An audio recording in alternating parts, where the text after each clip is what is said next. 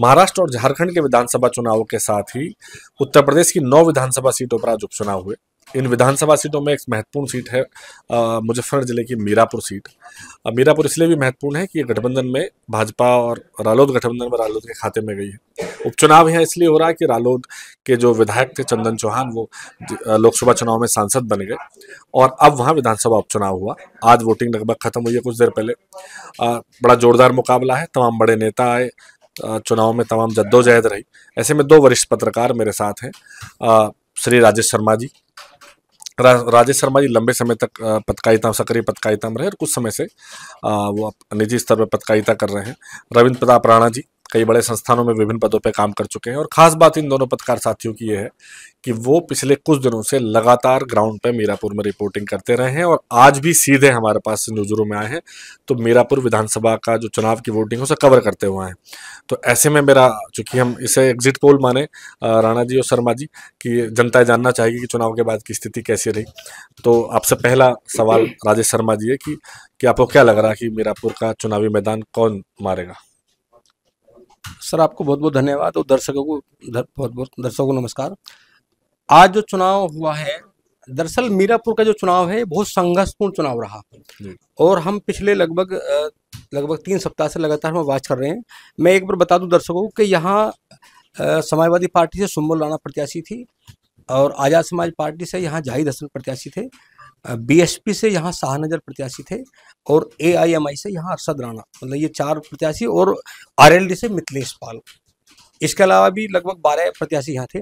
लेकिन जो टोटल आज चुनाव हुआ, लगातार मुशक्कत रही पिछले लगभग 3 सप्ताह से। तमाम पॉलिटिकल लोग यहाँ डेरा जमाए हुए थे।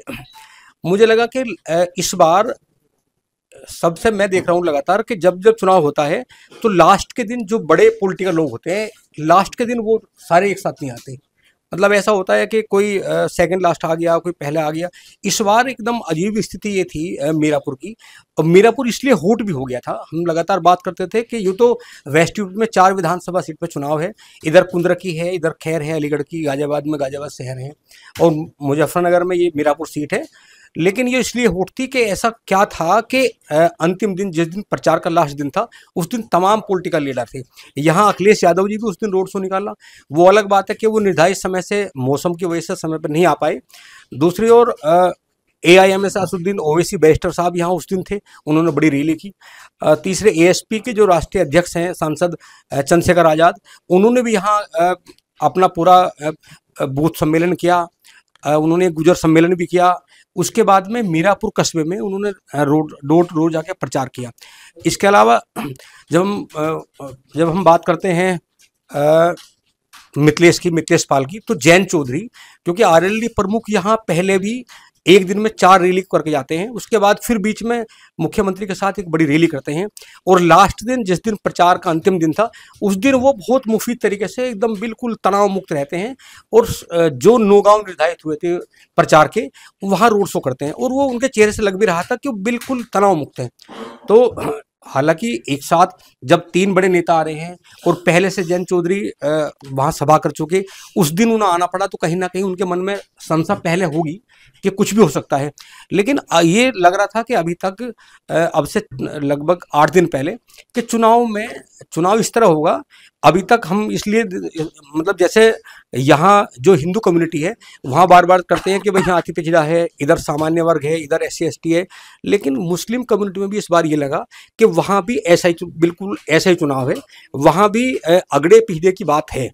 लेकिन ऐसा लगा पिछले 2 दिन में, हमने 2 दिन में लगा कि एक बार तो लगा कि चुनाव 2 कम्युनिटी के बीच होगा, लेकिन ऐसा हुआ नहीं। आज चुनाव था, हम लोग थे मीरापुर। आज चुनाव में सुबह 10:30 बजे तक हमें ऐसा नहीं कहीं लगा कि चुनाव 2 कम्युनिटी के बीच हो रहा है।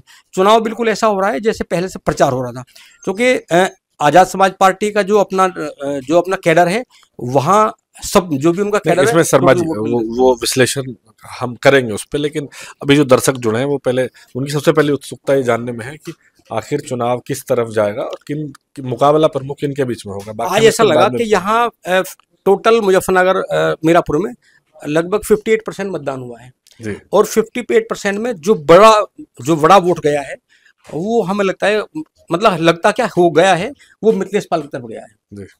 और सेकंड नंबर पे यहाँ जो टकराव है वो आजाद समाज पार्टी और सपा के बीच में है। ऐसा मेरा अपना एनालिसिस है। मतलब अभी आपका मानना ये है कि अगर हम इसको एग्जिट पोल मान लें कि आरएलडी के लिए सीट जीत सकती है आरएलडी, जी जी पर अभी ये तय करना थोड़ा मुश्किल है कि दूसरे नंबर समाजवादी पार्टी आएगी या आजाद समाज हाँ, पार्टी। उन दोनों में मुकाबला है जी। फिलहाल, पर यह है कि विनर के रूप में यहाँ आरएलडी। राणा जी, आपसे कट शॉर्ट में मैं जानना चाहूंगा कि विश्लेषण करेंगे इस पे कि आपको क्या लगता है कि ये मुकाबला आरएलडी के लिए जितना ही मुफीद है जितना राजेश शर्मा जी कह रहे हैं, और एक्चुअली ये जो दूसरे नंबर की लड़ाई है ये बड़ी महत्वपूर्ण लड़ाई है। कुछ नेताओं से बात हुई हमारी, आपसे भी कई बार डिस्कशन हुए कि चुनाव कहीं ना कहीं अभी से 27 के चुनाव की पटकथा लिखी जा रही है, अभी से समीकरण 27 के चुनाव के हिसाब से सेट किए जा रहे हैं। तो दूसरे नंबर पे कौन होगा? अगर आपके हिसाब से भी आरएलडी पहले नंबर पे हो तो आपका क्या कहना है? देखिए, थोड़ा सा तो मैं ये जिक्र करना चाहूंगा कि ये सीट हॉट सीट बन गई। दरअसल यूपी में तो 9 सीटों पे उपचुनाव हुआ, लेकिन सबसे ज्यादा चर्चा इसी सीट का था। और इस सीट की अहमियत का अंदाजा आप इससे लगा सकते हैं, जो राजेश शर्मा जी कह रहे थे कि 4 बड़े नेता चारों दलों के, पूर्व मुख्यमंत्री अखिलेश यादव, आरएलडी चीफ केंद्रीय मंत्री जयंत चौधरी, असदुद्दीन ओवैसी और चंद्रशेखर आजाद, जो भी आजाद समाज पार्टी के चीफ हैं, चारों नेता चुनाव प्रचार के आखिरी दिन मीरापुर आते हैं। हाँ, आमतौर पर सीटों पे नहीं जाते। ऐसा कम होता है। हाँ, कि एक दिन सारे नेता हो और फिर वो नेता आखिरी दिन के लिए किस सीट को चुने। देखिए, इसमें महत्वपूर्ण है कि 9 सीटों जो पे बड़े नेता हैं, चाहे अखिलेश यादव हो चाहे जयंत चौधरी, की तो चलो कि कह सकते हैं कि भाई उनके हिस्से की एक ही सीट है, लेकिन ओवैसी महाराष्ट्र से लेके और तमाम जगह चुनाव लड़ रहे हैं। चंद्रशेखर ने भी कई और सीटों पर कैंडिडेट उतारे हुए हैं। तो ऐसे में सबका एक साथ ये चुनना कि हम 18 में चुनाव प्रचार का आखिरी दिन मीरापुर अहमियत को दिखाता है। मीरापुर की अहमियत को दिखाता है। मीरापुर कितना अहम सीट है इससे ये पता चलता है। और जयंत चौधरी के लिए भी केवल मीरापुर फोकस नहीं थी, खैर भी थी उनके लिए। उनकी साख उतनी दांव पे खैर को लेके भी है, अगर बीजेपी विन नहीं करती वहां पे। हाँ। कुंदर की भी उनके असर में आती है, क्योंकि मुरादाबाद जिले की सीट है। तो आखिरी दिन चारों दलों के बड़े नेता इसी सीट को चुनते हैं, दिन भर यहीं रहते हैं, पूरा दिन यहीं पे कंज्यूम करते हैं, बाकी किसी सीट पे नहीं जाते। तो ये बहुत अहमियत है इसकी। और रहा सवाल ये कि आपने पूछा कि क्या आरएलडी कंफर्टेबल जोन में है यहाँ पे, और दूसरे नंबर की लड़ाई किसके बीच में है, दूसरे पे कौन रह सकता है। तो निश्चित तौर पे आरएलडी यहाँ आज वोटिंग के बाद कंफर्ट जोन में दिखी, क्योंकि इलेक्शन हम पिछले 20 दिन से ग्राउंड पे हैं, गांवों में घूमे हैं, अलग अलग सेगमेंट में अलग अलग जाति धर्म के लोगों के बीच, अलग अलग आयु वर्ग के लोगों के बीच, महिलाओं के बीच, पुरुषों के बीच, एजुकेशनल बैकग्राउंड में भी अलग अलग लोगों के बीच हमने इंटरेक्शन किया। तो फाइनली क्या था कि लोग पूरे इलेक्शन के दौरान महंगाई से परेशान थे, बेरोजगारी से परेशान थे। वो सवाल कर रहे थे कि मोरना चीनी मिल का विस्तारीकरण नहीं हुआ, दूसरा टेन्योर मिला है योगी आदित्यनाथ को, लेकिन वो इसका क्षमता विस्तारीकरण नहीं कर पाए। गन्ने का भाव घोषित नहीं हुआ, लेकिन मोरना के विस्तारीकरण की बात सच चली है पिछले दिनों। हाँ, मुख्यमंत्री योगी आदित्यनाथ ने मंच से कहा, और खुद जयंत चौधरी ने कहा कि यहाँ के जो एमपी हैं, जिनके जो विधायक थे मोरना के, मीरापुर के, जिनके इस्तीफे से सीट खाली हुई, वो अब एमपी हो गए बिजनौर के। तो उन्होंने कहा कि चंदन चौहान मेरे से बार बार किसी बच्चे की तरह शिकायत करते थे, लड़ते थे कि मिल का क्षमता विस्तारीकरण कराइए। तो वो प्रोसेस में है, फाइनली नहीं हुआ। उस पे समाजवादी पार्टी के नेताओं ने सवाल भी उठाए बड़े, और खुद मुख्यमंत्री कह के गए कि छपरोली से हमने मिलों का विस्तारीकरण शुरू कर दिया है। तो ये इश्यूज पूरे, जैसे इस पूरे मीरापुर में ये 130-40 किलोमीटर के डिस्टेंस पे पड़ता है देश की राजधानी दिल्ली से। कोई ऐसा बड़ा अस्पताल नहीं है जिसमें कैंसर का इलाज हो सकता हो, दिल की गंभीर बीमारियों का इलाज हो सकता हो। गांव-गांव कैंसर के मरीज हैं यहाँ, काली नदी मर गई। मैं आपकी बात समझ सकता हूँ राणा जी, लेकिन मुद्दे अब वोट पड़ गए। हाँ, मैं वही कह रहा हूँ कि ये सारे जो मुद्दे हैं ये वोटिंग के वक्त पीछे चले गए। जब हम आज ग्राउंड पे वोट करते हुए लोगों को देख रहे थे, तो सुबह का सूरज जब उगता है और उसके साथ वोटिंग शुरू होता है, तो 9, साढ़े 9 बजे तक खबर आनी शुरू हो जाती है कि पुलिस के साथ टकराव होना शुरू हो गया है, और ये एलिगेशंस लगने शुरू हो जाते हैं कि साहब वोट डालने से लोगों को रोका जा रहा है। फिर बात आगे बढ़ती है तो ककरौली का एक वीडियो वायरल होता है, जिसमें एक थानेदार जो है वो पिस्टल लहरा रहे हैं कुछ महिलाओं के ऊपर, तो वो बहुत वायरल होता है और बाद में अखिलेश यादव इसको ट्वीट भी करते हैं कि भाई इनके ऊपर कार्रवाई होनी चाहिए, वोटरों को धमका रहे हैं। इस तरह की खबरें 2-3 गांवों से आना शुरू। लेकिन इसका एक दूसरा पहलू ये भी तो ये बात भी था कि पुलिस पे भी पथराव हुआ, पुलिस के साथ भी बदसलूकी, पुलिस के तर्क ये है, पुलिस की तरफ से जो तर्क आ रहा है वो ये है, पुलिस का तर्क ये है, वहां एसएसपी ने ये कहा कि ये जो वीडियो वायरल हुआ है जिसमें वो पिस्टल लहरा रहे हैं वो अधूरा है, उसको काट के वायरल किया गया है। पूरा फुटेज ये है कि उसमें पहले भीड़ ने रिएक्शन किया और उसको कंट्रोल करने के लिए थानेदार ने ये किया। खैर वो जांच का विषय है, वो डिफरेंट चीजें हैं। लेकिन जैसे जैसे इलेक्शन आगे बढ़ता है और गांव देहात की सीट है तो वोटर थोड़ा लेट भी निकलते हैं। जैसे जो किसान जातियां हैं वो सुबह का काम निपटा के आती हैं और जो मजदूर वर्ग के लोग हैं वो सुबह से ही लाइन में लग जाते हैं, तो वो रिफ्लेक्ट हो रहा था वहां पे और धीरे धीरे 10-11 बजे तक लाइन दिखने लगती है, भीड़ दिखने लगती है और फाइनली वोटिंग परसेंटेज 57 के अबव चला जाता है, जो काफी अच्छा वोटिंग परसेंटेज है उपचुनाव के लिहाज से। तो सवाल ये है कि जब हम वोटिंग के दौरान लोगों से बात कर रहे थे तो बहुत सारे लोगों ने हमें ये कहा कि ये जो सारे सवाल हैं जिन पे मैं अभी बात कर रहा था वो पीछे चले गए, वो पीछे छूट गए। लोगों ने कहा कि साहब सिक्योरिटी बड़ा इशू है, योगी आदित्यनाथ आए थे, उन्होंने कहा कि गुंडों का राम नाम सत्य हो गया, हमें बड़ी राहत मिली। यानी लॉ एंड ऑर्डर का जो इशू है वो आखिरी वक्त में लोगों के दिमाग में हावी हो गया जबरदस्त ढंग से। और खास तौर पे जब ये खबरें आई कि टकराव हो रहा है, कुछ गांवों में भिड़ंत हो रही है, पथराव हो रहा है, जब ऐसी खबरें आनी हुई सोशल मीडिया के थ्रू तो ये सेंटीमेंट और हावी हो गया और इसका रिजल्ट ये हुआ कि आरएलडी के फेवर में वोटिंग परसेंटेज बढ़ गया। हाँ, जैसे हालांकि अभी आपने सवाल अधूरा रखा है कि दूसरे नंबर पे कौन रहेगा, लेकिन एक सवाल ये भी चल रहा था कि आरएलडी में जिस तरह से शुरुआत में बात चली कि मिथिलेश पाल को भाजपा से लाया गया, आरएलडी का कोर वोटर, कोर कैडर नाराज है, कहीं ना कहीं इस बात की भी संभावनाएं जताई जाती है कि भितरघात ना हो जाए, कुछ ना हो जाए, आरएलडी का कोर वोटर वोट देने ही ना निकले। तो ऐसी चीजें आपका कहना है कि धीरे धीरे वक्त के साथ जब लगा कि थोड़ा चुनाव का माहौल गर्माया डाइल्यूट होती तो वो डाइल्यूट हो चलेगी और वोटर वोट देने निकलता चलेगा। एक दिलचस्प बात मैं बताना चाहूंगा, हमने कुछ महिलाओं से बात की, कुछ लोगों के बीच बैठे हुए हम बात कर रहे थे कि अचानक महिलाओं की एक टोली निकलती है और सिर्फ एक उसमें उस गांव की बेटी थी, बाकी सब महिलाएं घूंघट में थी और 40 साल की उम्र से ऊपर थी। हमने उनको रोक लिया और हमने पूछा आप घूंघट में क्यों जा रही हैं? तो उन्होंने कहा ये तो प्रथा है हमारी, हम इसको हमने कहा समाज बदल रहा है तो आप भी बदलिए, और नई उम्र की लड़कियां बदल रही हैं वो नहीं करती पर्दा, तो उन्होंने कहा हम नहीं बदल रहे हैं, समाज भले ही बदल रहा हो। मैंने उनसे पूछा कि प्रत्याशी कौन है, किसको वोट देने जा रहे हैं? तो उन्होंने कहा प्रत्याशी तो जयंत चौधरी हैं। तो हमने कहा क्या वही चुनाव लड़ रहे हैं यहाँ से? बोले हाँ वही लड़ रहे हैं जी।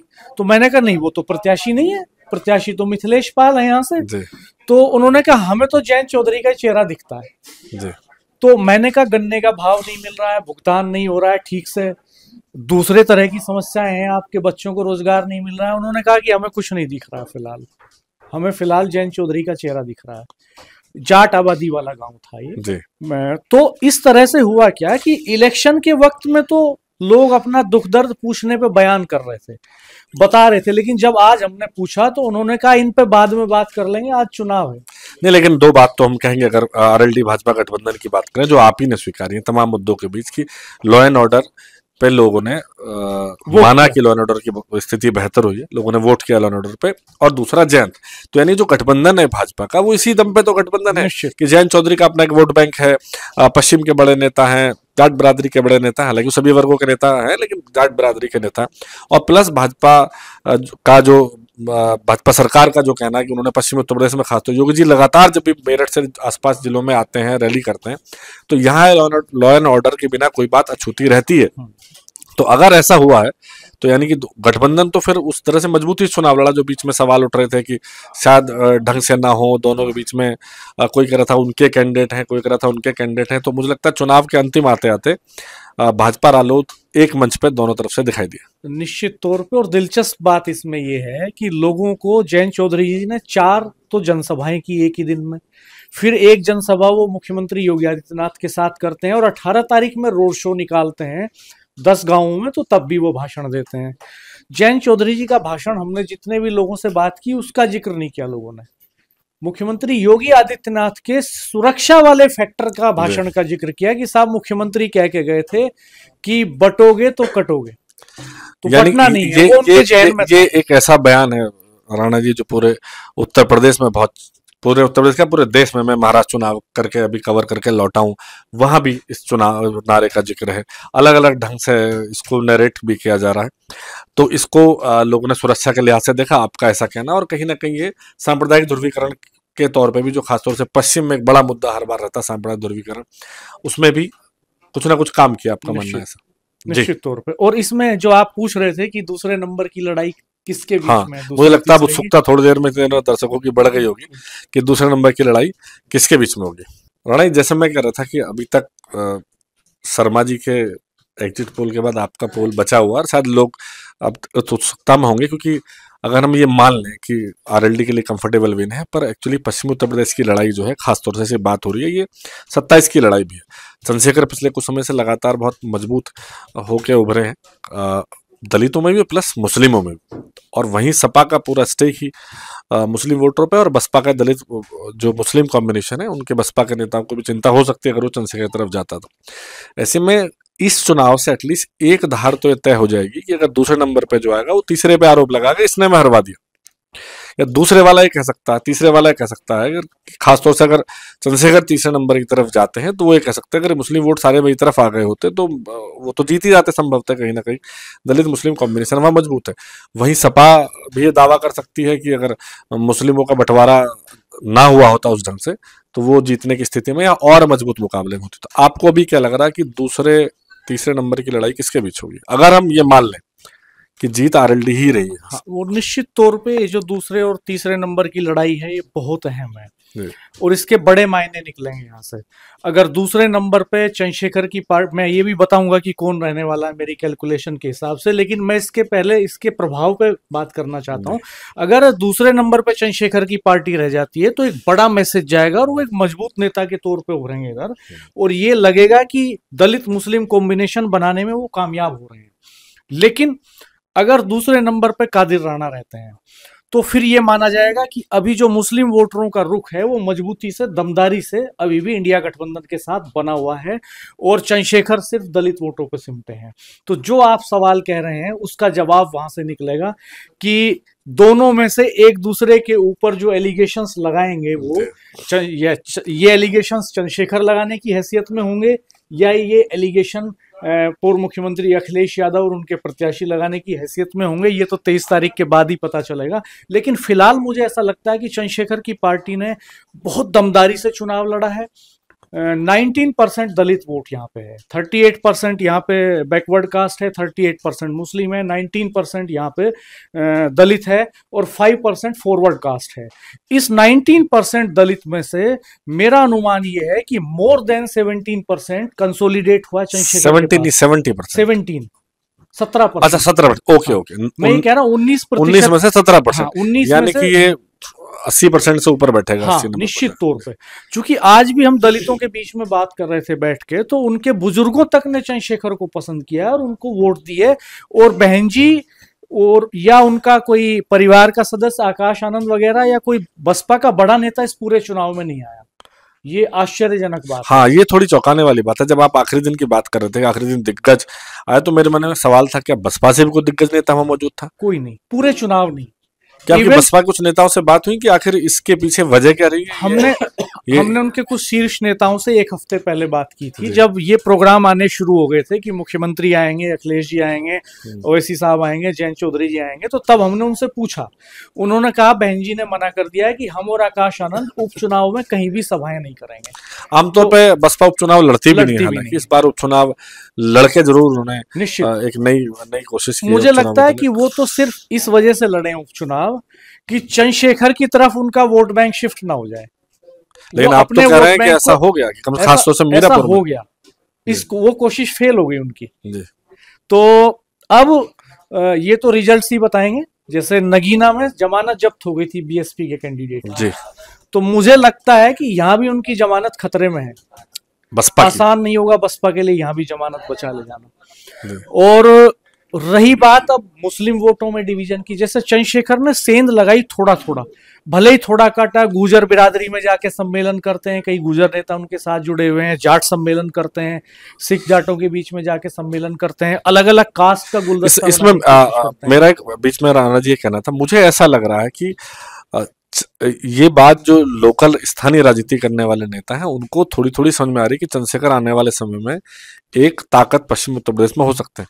तो आप देखिएगा कि अलग अलग जिलों के अलग अलग सभी वर्गों के बड़े नेता, कुछ नेता या जो नए नेता हैं वो चंद्रशेखर साथ जुड़ते जा रहे हैं इसलिए, और इसलिए जो आप अलग अलग बिरादरियों में, गुर्जर बिरादरी में, उस बिरादरी में सम्मेलन की बात कर रहे हैं, मुझे लगता है वो नेता इस सम्मेलन करा रहे हैं जिससे कि वो अभी से कनेक्शन दिखा सके कि हम चंद्रशेखर के साथ हैं, और कहीं से अगर उनको आने वाले चुनाव में 2027 में मौका मिले तो वो कैंडिडेट हो। बड़ा दांव ये खेल दिया चंद्रशेखर ने कि पूरे चुनावी भाषण में उन्होंने ये कहा कि हम जिसका हाथ पकड़ते हैं उसका साथ नहीं छोड़ते, और आने वाले समय में जिला पंचायत के चुनाव होंगे, ग्राम प्रधानों के चुनाव होंगे, ब्लॉक प्रमुख के चुनाव होंगे, नगर पालिकाओं के और मेयर के चुनाव होंगे, और हम कल दूसरे लोगों को मौका देंगे। यानी वो ये संदेश दे रहे हैं कि मेरे पास जो दलित वोट बैंक है मैं उसको आपको शिफ्ट कराने की हैसियत में हूं, तो आप मेरे साथ जुड़ो, और वो निश्चित तौर पे ये एक्सपेरिमेंट आने वाले चुनावों में करेंगे। लेकिन एक वो सवाल अब राणा जी आपने बहुत मुझे लगता है कि दर्शकों की बेचैनी बहुत, दूसरे नंबर की बात आपने जिक्र नहीं करी कि आपकी नजर में दूसरे हाँ, नंबर निश्चित तौर पे मुझे लगता है कि आज 10 बजे के बाद जैसे पल्स बदला इलेक्शन का तेजी से, तो मुझे लगता है एक बड़ा हिस्सा, और पूर्व मुख्यमंत्री अखिलेश यादव ने जिस तरह से लखनऊ में प्रेस कॉन्फ्रेंस करके एलिगेशन लगाए और ककरौली का जब पिस्टल लहराया, तो उसके बाद पूरे इलाके में एक सेंटीमेंट जो है वो हावी हो गया, और लोगों को लगा कि जो बटोगे तो कटोगे वाला नारा है वो मुस्लिम्स की तरफ भी चल गया। उनको लगा कि अब कादिर राणा के पास कंसोलिडेट हो जाए तो ज्यादा बेहतर है। एक तो कादिर राणा स्थानीय नेता, 3 विधायक उनके परिवार में रहते हैं, शाहनवाज, नूर सलीम, और खुद कादिर राणा विधायक सांसद रहे। आर्थिक तौर पे बहुत सक्षम परिवार है, तो उनको ये जाता है, उनको ये मैसेज लगा कि कंपैरेटिवली जो कैंडिडेट्स का प्रोफाइल है वो कंपेयर करें चंद्रशेखर के कैंडिडेट का या बीएसपी के कैंडिडेट का या ओवैसी के कैंडिडेट का कादिर फैमिली से, तो वो जमीन आसमान का अंतर है। फाइनेंसेस में, राजनीतिक प्रभाव में भी लगातार तो इसका असर मुस्लिम वोटर्स में गया। उनको लगा कि डट के खड़े हो जाएं कादिर राणा के साथ तो ज्यादा बेहतर है, वो डिफेंड कर सकते हैं, वो आके आक्रामक तरीके से बोल सकते हैं। अल्टीमेटली मुझे लगता है कि एक बड़ा हिस्सा मुस्लिम वोटरों का वो कादिर राणा के पास कंसोलिडेट हो गया। सुंबुल राणा कितना प्रतिशत, आप जैसे आपने भी दलितों का तो मुझे लगता है कि मुश्किल से 10 से 15% वोट बैंक ऐसा है मुस्लिम्स का जो शिफ्ट हो गया चंद्रशेखर और ओवैसी के पास। ओवैसी के कैंडिडेट सबसे कमजोर स्थिति में है यहाँ, हालांकि उनकी रैली सबसे दमदार हुई थी। हाँ, मैं इस पे थोड़ा, आप थे उस रैली में? हाँ, हम मौजूद थे, हम चारों कार्यक्रमों में गए। मैंने वो रैली सुनी थी, और मैं इत्तेफाक से जब वो रैली सुन रहा था तो महाराष्ट्र में जिस जगह था वो ओवैसी के कैंडिडेट थे, वहां भी चर्चा थी कि महाराष्ट्र के मराठवाड़ा की खासतौर से सीटों पर ओवैसी फैक्टर क्या काम करे। तो और हैदराबाद में मैं गया हूँ, उस हिसाब से मिला भी, उनसे बात की। ये जो एक ठप्पा है ओवैसी जी पे, जिसका वो सफाई हर जगह देते हैं कि वो भाजपा की तरफ के मतलब वोट कटवा है, बेसिकली भाजपा की तरफ से कहना गए, पर लोग कहते हैं वोट काटने के लिए। तो ओवैसी ने उस पर यहाँ के प्रहार किया था। हाँ, उन्होंने कहा, ये उन्होंने मंच से कहा कि हर बार मुसलमानों को ये डर दिखाया जाता है। अखिलेश यादव ये डर दिखाते हैं कि भाई अगर ओवैसी को वोट दे दिया तो भाजपा सत्ता में आ जाएगी। तो उन्होंने कहा मुसलमान अगर इसी डर में जिंदा रहेंगे तो अपनी पार्टी, अपनी क़यादत कैसे खड़ी कराएंगे, इसलिए दूसरों की दरी बिछाते रहेंगे हमेशा। तो इसलिए जरूरी है, ये सरकार बनाने या गिराने का चुनाव नहीं है, इसलिए जरूरी है कि आप अपनी लीडरशिप खड़ी करें और आप हमारे साथ खड़े हैं। लेकिन बहुत असर इसका आपको चुनाव में जमीन पे इसका असर नहीं दिखा। आज वोटिंग के वक्त में इसका असर बहुत नहीं दिखा। और वो हालांकि ककरौली में जहां ये हुआ वहां उनके नेता एक्टिव थे, उनके जिला अध्यक्ष भी थे वहां पे उनकी पार्टी के, और वहां उनका एक बड़ा गुट भी है। आप देखिए ककरौली गांव में ही वहीं हेलीपैड बना था अखिलेश यादव जी का, वहीं जनसभा हुई थी उनकी पार्टी की, और वहीं से 300-400 मीटर की दूरी पे ओवैसी साहब की जनसभा हुई थी, और भीड़ अखिलेश यादव की रैली से, जनसभा से ज्यादा थी ओवैसी साहब की सभा में। लेकिन आज वोट में तब्दील होता हुआ नहीं दिखा। तो यानी अभी की जो दोनों साथियों के, वरिष्ठ पत्रकार साथियों की बात माने कि मीरापुर की सीट, इसको अगर हम एग्जिट पोल की तरह मान लें कि वो आरएलडी की तरफ जाती दिखाई दे रही है। अब देखिए, मैं रोकना चाहूंगा आपको, और दर्शकों से भी मेरी अपील ये है कि देखिए, हम लोग जब काम करते हैं ग्राउंड पे जाके तो हमारे लिमिटेशंस हैं। 112-17 गांव इस कॉन्स्टिट्यूएंसी में हैं, हम 70-80 गांवों में गए हैं। एक गांव की पॉपुलेशन एवरेज 4-6 हजार से लेकर 10-12 हजार तक होती है। उसमें से एक छोटा सैंपल साइज हम चुनते हैं, एक गांव के 50-60-100 लोगों से बात करते हैं, तो उसी आधार पर निष्कर्ष निकालते हैं। आज इस वक्त में खड़े होके तो हमको वही बोलना चाहिए कि जो हमने ऑब्जर्व किया 20 दिन के भीतर, और जो आज हो गया फाइनली 19 दिन का जो हमारा ऑब्जर्वेशन था, उसमें से बहुत कुछ आज ऐसा हो गया जो 19 दिन में नहीं हो रहा था। तो आज चीजें बदल गई हैं एकदम। तो आज इस बात के कोई मायने नहीं है कि हम किस पार्टी के समर्थक हैं, हम दिल से किसको पसंद करते हैं, किसको नापसंद करते हैं, उस हिसाब से मानते रहे कि नहीं फलाई जीत रहा है। जैसे हम, बहुत सारे दलितों ने मुझे आज ये कहा, जब हम बैठ के बात कर रहे थे दलितों के बीच में, एक मंदिर में बैठे हुए ताश खेल रहे थे वो, हमने पूछा कि बहन जी या भाई जी, चंद्रशेखर को भाई जी कहते हैं वो, उन्होंने कहा भाई जी। 2-3 लोगों ने कहा, जो बुजुर्ग थे, बहन जी। करीब 15-20 लोग बैठे हुए थे वहां, उनमें से 2-3 लोगों ने कहा बहन जी। फिर मैंने कहा कि जीत कौन रहा है, उन्होंने कहा मिथिलेश पाल। हमने कहा ये क्या बात हुई, आप वोट दे रहे हैं चंद्रशेखर को भाई जी को और कह रहे हैं जीत रही है मिथिलेश पाल। उन्होंने कहा जी 2 बड़े सेगमेंट ऐसे हैं केवल जो आरएलडी की मिथिलेश पाल के एंटी जा रहे हैं, दलित और मुसलमान। बोले बाकी सब तो मिथिलेश के साथ है, और ये बड़ा नंबर बैठता है। और उन्होंने कहा कि दलित और मुसलमान भी एक जगह नहीं है। अगर बाई चांस दलित और मुसलमान कॉम्बिनेशन बन गया होता इस सीट पे, अगर मुसलमानों ने चंद्रशेखर आजाद के कैंडिडेट के ऊपर भरोसा जता दिया होता, या दलितों ने यह भरोसा जता दिया होता कि हमको सिंबुल राणा के साथ, काली राणा की बहू के साथ खड़े हो जाना है, तो नतीजे कुछ और हो जाते। और एक जरा सा मैं और कहना चाहूंगा इसमें कि दलितों का तो ये भरोसा इसलिए नहीं टिक सकता था उनके पास, चूंकि दलितों के बीच संविधान का और आरक्षण का मुद्दा है, लेकिन उनके भीतर एक बड़ी छटपटाहट ये है कि जब से बीएसपी की लीडरशिप खत्म हुई है, वो पीछे गई हैं, उनके कैंडिडेट्स जीत के नहीं आ रहे हैं, तो उनको लग रहा हमारा बहुजन कॉम्बिनेशन टूट गया है, बहन जी के पास अब ये नहीं बचा।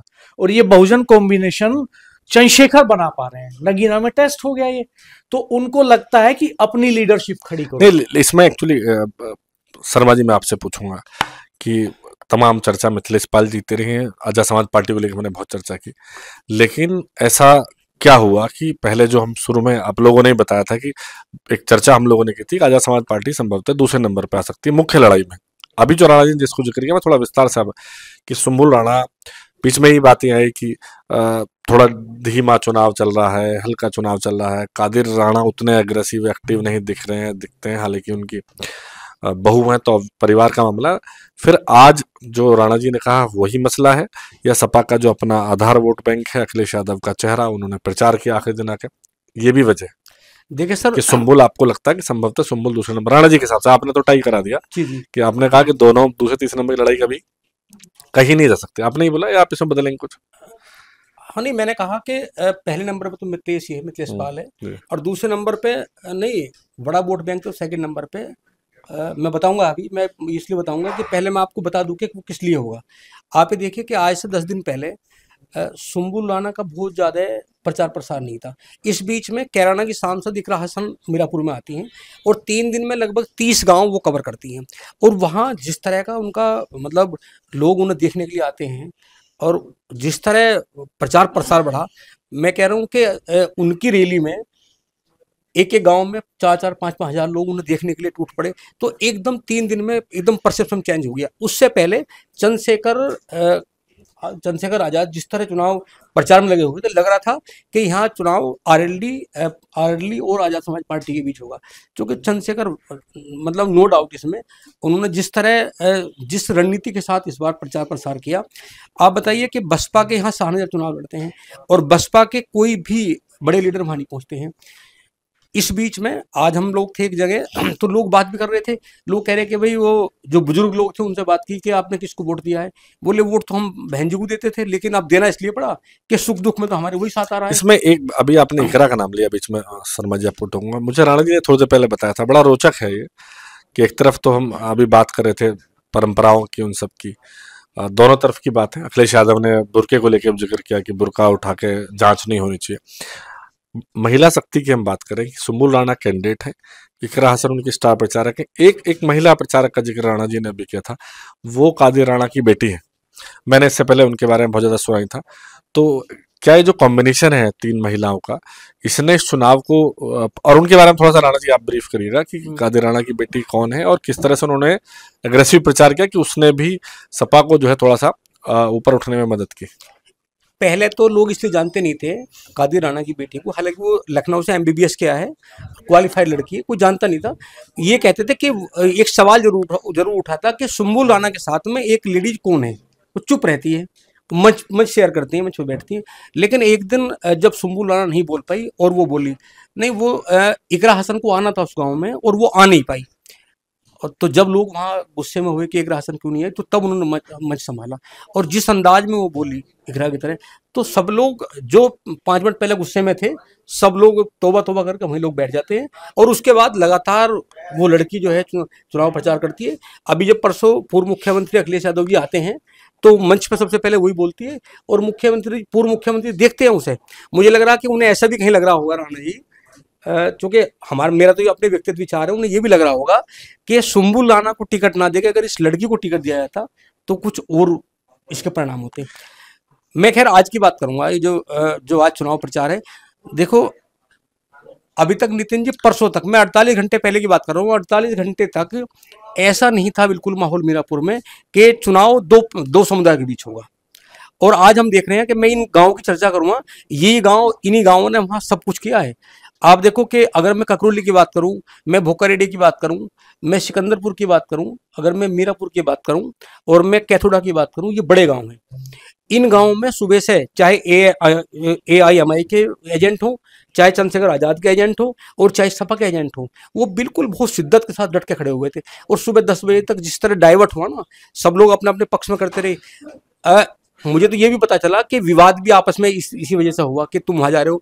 लेकिन 10 बजे तक तो ये हाल था कि टोटल वोट बिखरा हुआ था। जिस तरह 48 घंटे पहले माहौल था, 10 बजे तक बिल्कुल वही माहौल मीरापुर में था। और जब मारपीट हुई उसके बाद फिर माहौल चेंज हुआ, लेकिन उससे पहले बहुत वोट डल चुका था। शाम के समय, हालांकि इस बीच में मतदान भी हुआ, कई गाँव में 2-3 गाँव में पथराव भी हुआ, पुलिस का और लोगों के बीच में आमना सामना भी हुआ। और उसके बाद जो मतदान हुआ वो फिर मतदान एक तरफा हुआ, चाहे इस कम्युनिटी की बात करें चाहे उस कम्युनिटी की बात करें।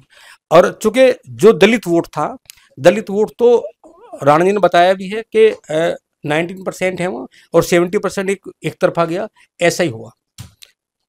हालांकि पहले से माहौल बन भी रहा था वहाँ चंद्रशेखर आजाद का, और जिस तरह चुनाव प्रचार किया, वो जिस तरह बोलते हैं, तमाम वो धर्म की बात नहीं करते, वो तमाम मुद्दों को उठाते हैं, वो हम बात कर चुके हैं। मुझे लगता है कि हमें समअप पे आना चाहिए इसको। राणा जी, चूंकि हम समअप करने की तरफ चलते हैं, मीरापुर की सीट के साथ साथ, चूंकि दर्शक हम जहाँ मेरठ में बैठे इसके आसपास गाजियाबाद हमारे बराबर में, खैर की सीट भी दूर नहीं है और कुंदर की भी। तो अगर हम बिल्कुल क्विकली आपसे पूछे कि इन 4 सीटों के हल क्या रहेंगे, और दर्शक इसको ऑब्वियस 23 तारीख के बाद मिलान भी करेंगे क्योंकि आप लोग ग्राउंड पर हैं, लगातार मीरापुर में ग्राउंड पर हैं, पर चूंकि आसपास की जानकारी भी रखते हैं, तो क्या सीन हो सकता है?